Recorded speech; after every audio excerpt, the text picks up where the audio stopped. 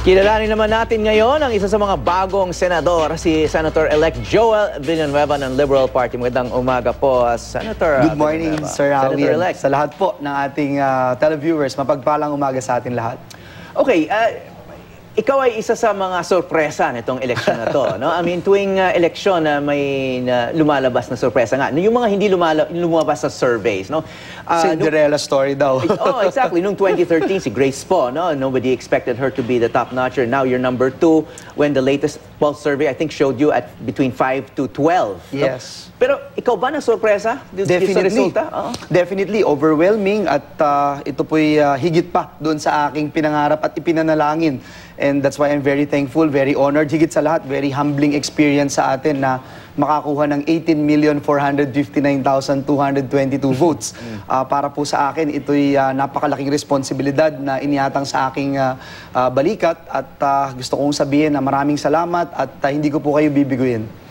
Okay, ano sa tingin mo ang mensahe ng mga botante sa iyong tagumpay? Definitely, yung pong kauhawan nila sa paglikha at paggawa ng trabaho, yung kahalagahan ng pagkakaroon ng trabaho na pambili ito ng gamot sa butika, pambili ng pagkain sa ating lamesa, ito rin po yung nagsisilbing pinakamainam na insurance natin para kung ano man ang mangyari, meron tayong mahuhugot sa ating bulsa.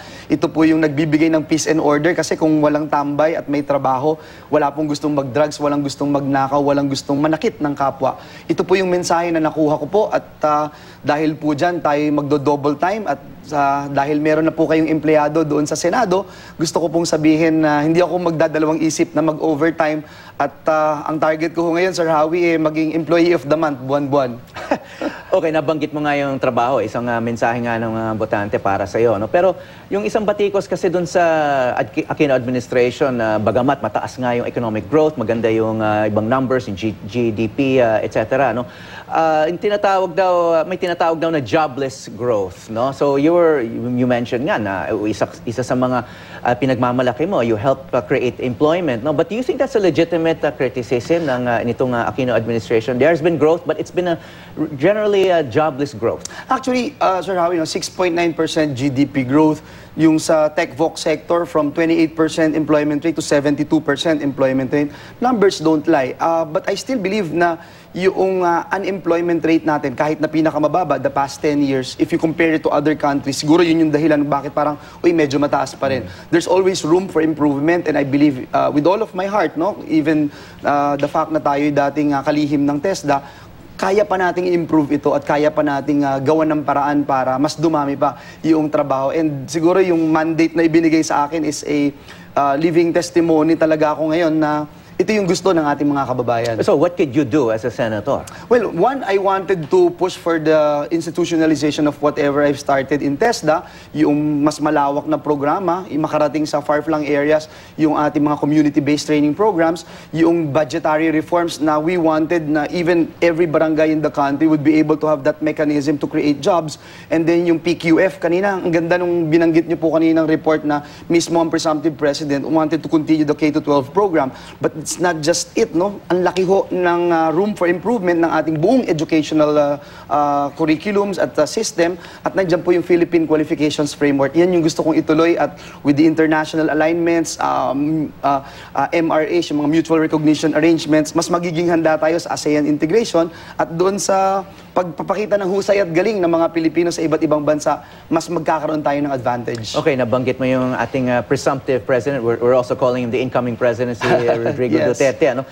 Yung kanyang pagkapanalo naman, ano tingin mo na yung mensahe naman ng mga botante sa kanyang tagumpay? Well, overwhelming yung kanyang pagkapanalo and that's why I'm giving my 100% support sa kanya at karapatan niya yung mag-appoint ng iba't ibang individual dito sa kanyang magiging administrasyon at magiging gabinete. So ginagalang po natin yon, but at the same time, we are also waiting and seeing ano ba yung direction niya, especially on my end when it comes to job creation. Wini-welcome din natin yung in-appoint po niya sa Department of Labor na si dating Justice Secretary Bello at naniniwala tayo na alam ni incoming President Duterte yung kahalagahan ng paglikha at paggawa ng trabaho. And we worked together when I was the chief of TESDA at mayor po siya ng Davao City. Ang dami ho namin naging programs doon po sa City of Davao. Okay, you're also known as the son of a religious leader, no? Si Brother Eddie.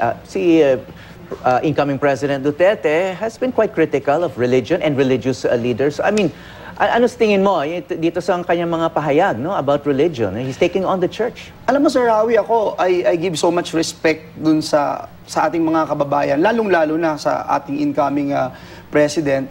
Para po sa akin, yung opinion ng isang tao ay kasing halaga noong pakikinig ng bawat isa sa atin. So, I give it to him, but at the end of the day, ako naman, may sarili din po akong pananaw, makikinig po tayo at titingnan natin ano ba yung mga pupwede nating suportahan, ano ba yung hindi tayo sasang-ayon, at ano ba yung pupwede nating i-propose na alternative. Okay, nag-uumpisa na yung mga maneuvering sa Senado, no? I know that you're on your way to a meeting with Senate President Franklin Drilon, who topped the Senate elections. May napupusuan ka na ba in terms of yung gusto mong maging Pangulo ng Senado? Nasa pag-uusap pa rin po yan, at I think we both know very well na ang Senado's been being looked upon as an independent institution, at I don't think it's as volatile as doon po sa House of Representatives, dahil nakita natin yung kung gaano kalaki yung influence ng administrasyon. Pero pagdating sa Senado, it's still a numbers game, no? And right now, I think may malaking advantage ang incumbent Senate President na kasama din po natin doon sa koalisyon. But as of now, gusto ko pong banggitin na wala pa po tayong desisyon, at as soon as ready na tayong mag-shade ng ating balota para sa Senate Presidency, isi-share ko po sa inyo yan. Okay, yung isang criticism sa Senado, it doesn't represent any geographical areas, any regions, sa Amerika, di ba? There are two senators per federal, state. Yes. Anong tingin mo doon? Parang, what constituency do you really have kapag wala kayong nire-represent na geographical area katulad ng isang probinsya o rehiyon? Ako, Howie, I speak for myself, no? Katulad namin sa Bulacan, halos 20 taon na kaming walang senador na nagiging boses doon sa Senado. I am open to talks, and even if you talk about federalism, I really believe in the noble intention ng federalism, but I have yet to hear, honestly, no, I have yet to hear a concrete program, especially in transition period, paano ito gagawin. But the noble intention of bringing funds and empowering yung bawat sektor, bawat isla ng ating more than 7,100 islands, pabor po ako doon. And in fact, I have this proposal na kasama po natin si Senator Ping dito, yung sa budgetary reforms na, yun nga po, magbigay tayo ng programa dito sa mga maliliit na barangay all over the country na kung saan ay magbibigay ng mag-spur ng economic activity, at ma-dissuade din sila na pumunta doon sa mga syudad kagaya ng Metro Manila. Okay, of course, yung slogan nga ng kandidato Duterte, change is coming, di ba? O sige, nanalo siya. So, what kind of changes do you think are coming? Well, I am hoping and praying na yun pong campaign promise po niya, no, dun sa pagsugpo ng katiwalian, yung pong drugs and crime, yun po talagang masawata po ito. At ilan po sa aking proposal ay yung pinakamalalim na tingin kong solusyon dito ay bigyan ng trabaho yung mga tambay, bigyan sila ng hanap buhay nang sa ganun hindi nila maisip na gumawa ng masama o tumambay o mag-drugs o sumama o mag-isip ng masama sa kanilang kapwa-tao. Yung curfew, I also believe in that. I'm supporting it. There are some issues na with reservations tayo, but again, let's see kung paano itong i-implement.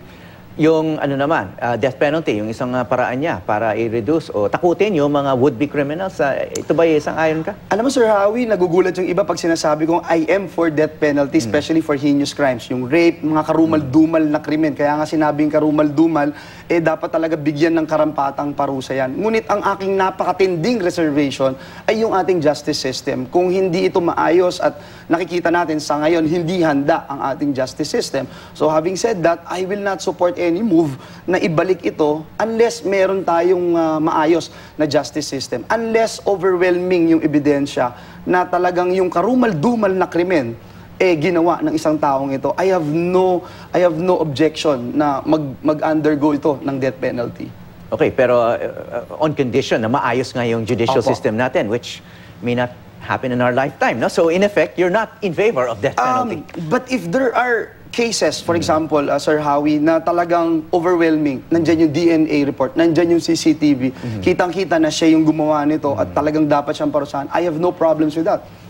Dapat bitayin ang mga guilty dito sa mga karumal-dumal na krimen. Okay, so you're at least open to the idea of federalism. Okay, yan ang isang panawagan, of course, ng mga si incoming President Duterte. Pero there are ways of getting to that stage, no? Are you in favor of constitutional convention or a constituent assembly? Ano ba yung napag-isipan mo so far in terms of that? Kung ako po ang tatanungin at dun talaga pupunta, I would rather go with the con, no? Tingin ko yun yung best way dahil marirepresent talaga at alam ng taong bayan kung sino yung ini-elect nilang bilang representative nila doon. But again, nasa Constitution natin yung Constituent Assembly, nasa Constitution din natin yung People's Initiative. So ano man yung maging boses ng ating mga kababayan, aking irerespetuhin ito. Importante talaga yung tamang paraan at tamang panahon. Okay, isa sa mga kumakain talaga ng oras ng mga senador, itong mga Senate investigation. Of course, it's supposed to be in aid of legislation, no? Ano yan, some issues, mahigit 200 hearings na, no? And pati yung oras din ng media, kinakain yan. No? Anong tingin mo dyan? Kasi you might be involved in some of these hearings and investigations, nakakain din ng oras mo. Do you think these investigations are time well spent? Ang bottom line nito ay nasa-serve ba yung purpose na binabanggit niyo po? Is this really in aid of legislation? If it's not, then definitely nasa-shortchange ang taong bayan. Ang isa sa mga campaign promise ko, Sir Howie, is that I will not be so much involved in all these investigations only if it involves job creation or the dignity of labor ng ating mga kababayan. Kasi yun po yung gusto kong pagtuunan ng pansin. Umaga, tanghali, gabi, hating gabi, madaling araw. Yung paglikha lang at paggawa ng trabaho, gusto ko pong i-converge yung ating iba't ibang ahensya at departamento ng ating pamahalaan na talaga pong ang tutok lang ay paggawa at paglikha ng trabaho. So again, to answer the question, ang bottom line, nasa-serve ba yung purpose? Meron bang batas na nalilikha whether ito'y na-re-repeal yung law, na-modify, na-amend, o nalilikhang bago out of these investigations. Kasi kung wala, ibig sabihin po, sa dulo niyan, na-short-change ang taong bayan. Okay, of course, it kind of motherhood yung job creation. Everyone wants more jobs in society.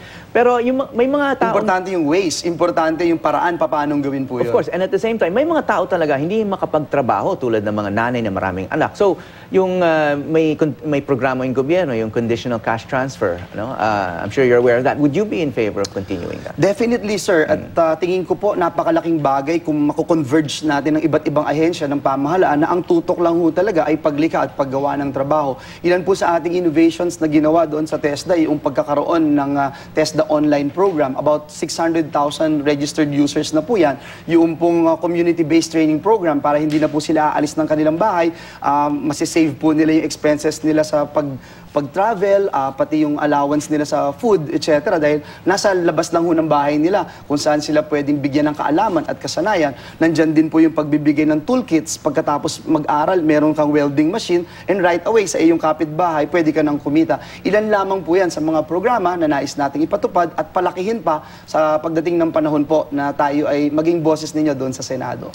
Okay, ano yung mga jobs na may pinakamalaking potential? Ayon sa iyong karanasan as head of TESDA and yung mga naobserbahan mo and then, dito sa mga bisita mo sa mga probinsya sa kampanya, what kinds of jobs are out there and people can enter with a little bit of training? Gusto kong tignan natin yung IT BPM sector. By next year, I think they're looking at to becoming more than $25 billion industry. If you look at the call center industry alone, they needed about 150,000 jobs every year. Hindi ho natin mapunan yan. Nandyan yung animation din, nandyan yung health information office, nandyan din po yung web development, games development, etc. And then you have the tourism sector. Nandyan po yung pagiging yung tour guides, barista, bartenders, housekeeping. Nandyan din po yung construction sector, yung mga heavy equipment operation, plumbers, welders. Talagang ang gaganda po ng opportunities dyan. Si Eric Binlot from Cebu is now in Canada earning 200,000 pesos a month. Isang araw, yung Hanjin here in Subic looking for 4,000 welders. So ilan po yan sa mga gusto nating i-pound ng husto. But more than that, even yung professionals ho natin, no, mahulma natin doon sa international market. Kasi bakit bakit nga ba ang tanong yung engineer sa atin, ba't hindi engineer doon? Ba't yung doktor sa atin, hindi doktor sa ibang bansa? So, yan, tingnan ho natin paano natin i-address. And good luck on your new job. Okay, Thank you so maraming much, salamat, sir. Senator-elect Joel God bless you Villanueva. po. Maraming salamat.